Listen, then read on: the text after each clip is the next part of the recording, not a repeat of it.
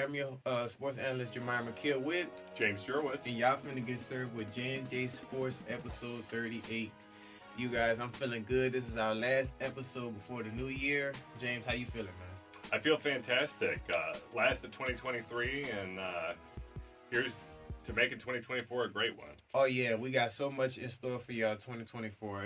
It's crazy, but we're gonna dive right into it, you guys. You already know we don't waste any time. Our first sport, man, is baseball. So the LA Dodgers, they just signed the number one pick, Yamamoto, for a 12-year, $325 million deal, James. Oh my goodness. We was just talking about him in our last episode. They said the decision that was made last Thursday, and it was the largest for a pitcher in Major League Baseball history. Um, did you hear anything about this, James? I did, yeah. This was all over sports news for Yeah. sure. The moment it happened. I mean, that's crazy. You know, we had thoughts about him going to New York, and you know what I'm saying. It seemed like they kind of had him in the bag, but Yankees or the Mets, maybe. yeah, but nah, he went a whole different coastline. So, just to kind of start it off, man, was this a good deal? Why not? I think that it was a fantastic deal. Just judging by his production there in Japan, and you project that to what he's going to be able to do here in the U.S. And I think the Dodgers got a great player there with this pick. Yeah, I agree with you. I think it was a good deal. The money is crazy out of this world for a 12-year deal, and I feel like that's more than fair because you got him for 10 years. You know what I mean? 10 years, you can see how he does. So yeah, I agree. I'm curious about because they had also just signed Otani, so I'm wondering about what the per year for that is going to be. They haven't released it yet. Yeah, I mean, nah, they haven't. And that's a lot of money that you got to worry about building around that team.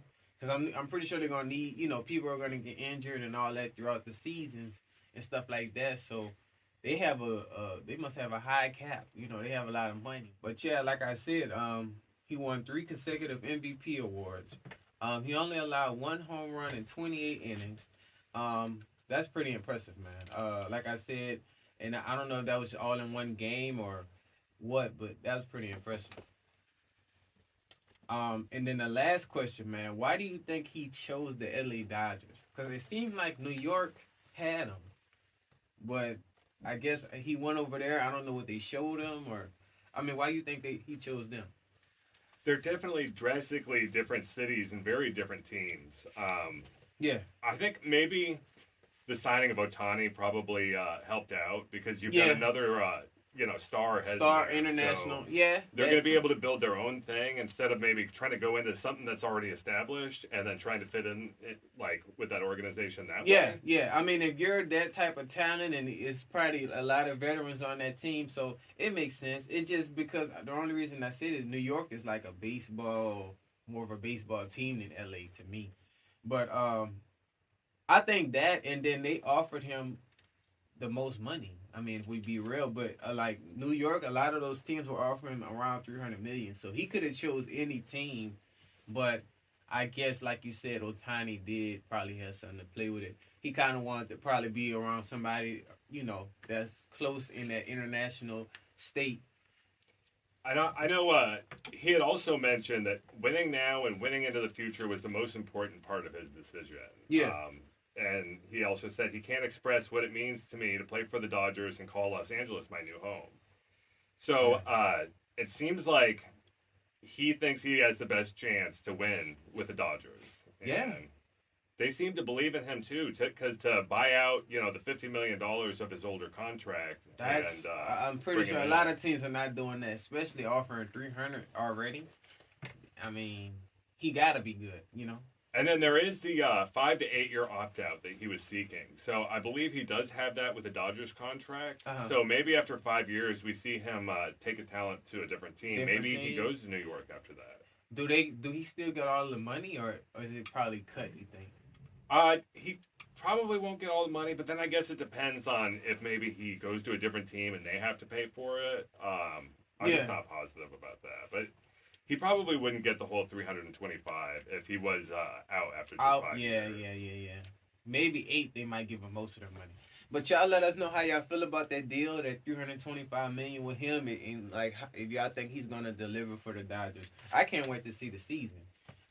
Did you hear about what former MLB outfielder Josh Reddick had said on social what he media? say? He said, "How do you give a guy $325 million without ever throwing a pitch in the Major League Baseball?" And like after he had said that, people had started talking about the controversial 2017 Astros World Series win. Yeah. So it's one of those things where online criticism is kind of contagious. So I mean, it do got a point though. He never played, major league. He's basically a rookie in the United States. So it's like, is he gonna be able to adapt with this team? Because the team he played for is international kind of. So, but I think he'll be all right. We can't. We gotta. The beginning it might be a little rocky, but once he start getting into it, yeah, I think he'll be good. what do you think about Reddick's comment? Do you think that he was trying to maybe start something there, or do you think maybe he was just commenting on what he saw? I think Hamilton. Reddick is kind of one of those people that kind of just say what he thinks, say what he feels. Okay, so he's yeah, outspoken. I don't and think that's it was nothing like personal or throwing a shot. I think that just falls that within is his personality. that is something to actually kind of talk about. Is he gonna be ready for the United States? So I think he'll be fine though, just like Otani was. So yeah. It'll translate well here in Yeah. the U.S. and you'll see it on the field. And he's gonna put it together. Definitely. Y'all let us know how y'all feel about that and Reddick's comment, but I don't see nothing wrong with the comment. The next one.